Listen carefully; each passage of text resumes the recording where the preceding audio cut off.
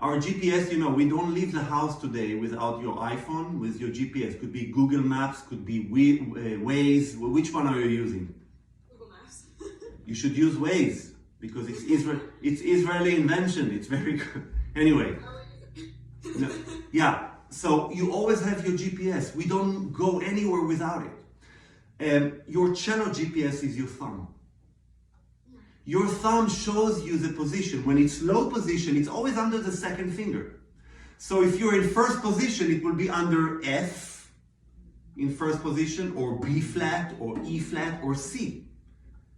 Yeah? When you're in fourth position, it would be just where the neck ends.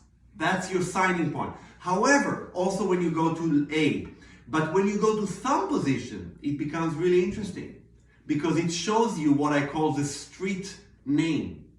The street name, when you play, let's say you play a C, like beginning of Herbert. If you play a C, you're on what street are you on? You are actually on C, G street. The thumb is always on two strings. It's like the green sign in America of a street would say CG. Okay? And the house number would be house number 3. Yeah? So now I know where I am. When you play in thumb position, this is what you do. You break the fingers, and you're not in any street. Your Uber is fired. I cannot trust you. There's no way. You don't know where you are. It's lottery. You know, if I tell you, take me to house number 3 on CG Street, you're like, okay, and you just go somewhere. You might nail the house, you might not. So what you need to learn is to verbalize your GPS. Like, I'm on C Street, which is thumb, second finger, C. When you play E with the fourth finger, I'm on D Street. When you play C in beginning of Herbert, I'm on CG Street. Now when I play the B, it's house number 2, but I'm in the same street. I don't need to move anywhere.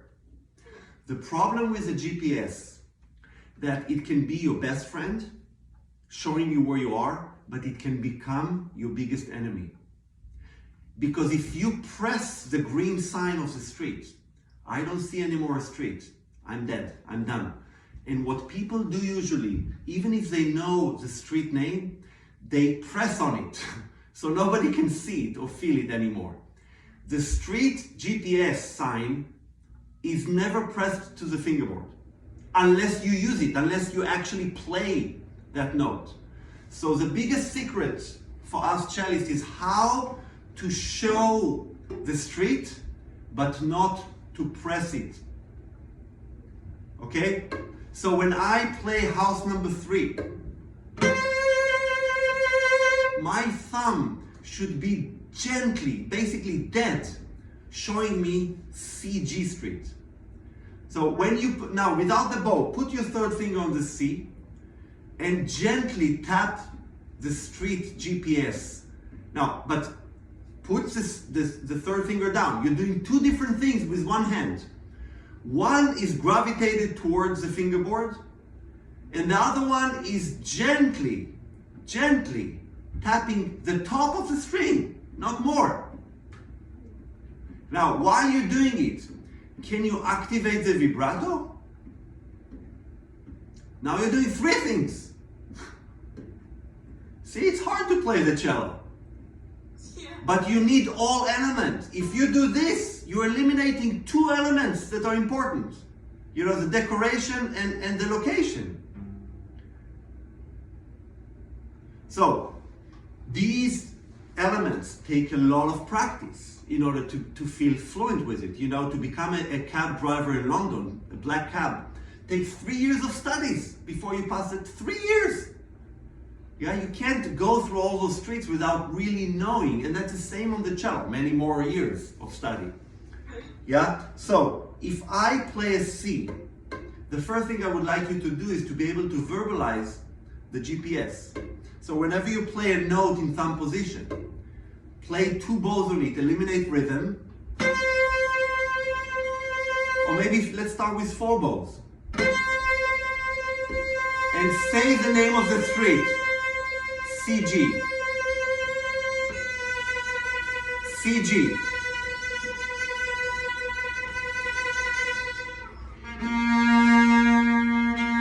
B.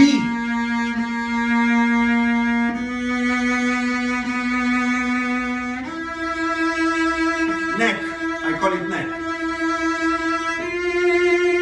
Okay, when your thumb is not pressed but yet show the location, you will become free. The problem is when the thumb shows the location and is pressed. That's when we start pressing.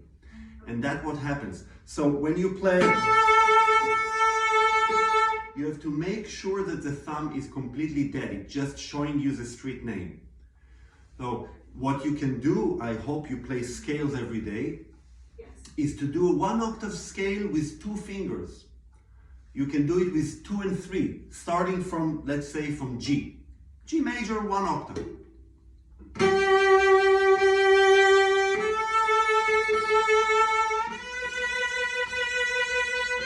Only 2 and 3.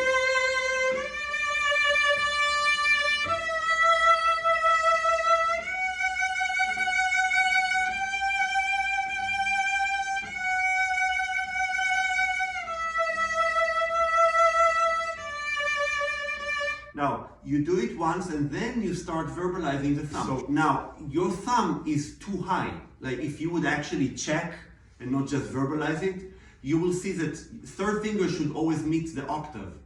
And in your case, it will be a 7. Yeah, so, but that's okay. You can really learn to do it as long as after checking, so you're actually releasing the pressure from the thumb. So here's what I want you to do.